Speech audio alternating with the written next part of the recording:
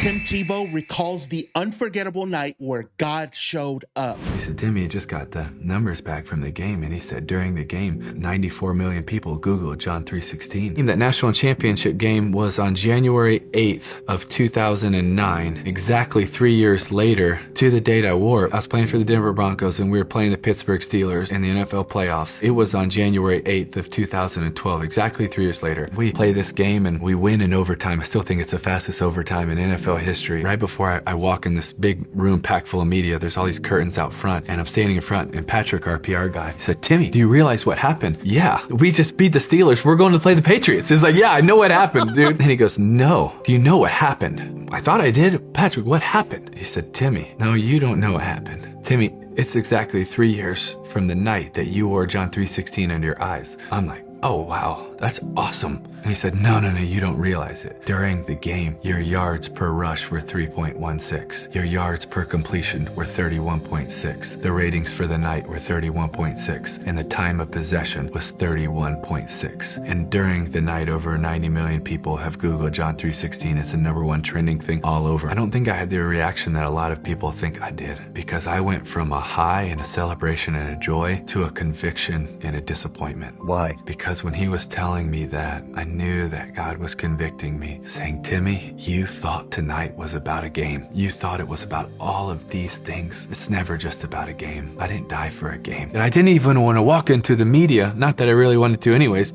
and then I go in there and I'm answering questions, and a few of them to the side, they're like, oh, that's a big coincidence. Like, they don't even want to ask in the microphone, you know? Coincidence? And I said, well, we could believe it's a really big coincidence, or we could believe that we serve a really big God. I wonder how many people were on the fence and then saw that happen and realized it was real, that he is real. Have you been called to digital ministry and it's been overwhelming, confusing, and it feels like it just doesn't work? What if you had a clear path to growth, impact, and income? Well, that's what I'm building, and it's coming sooner than you think. Stay tuned.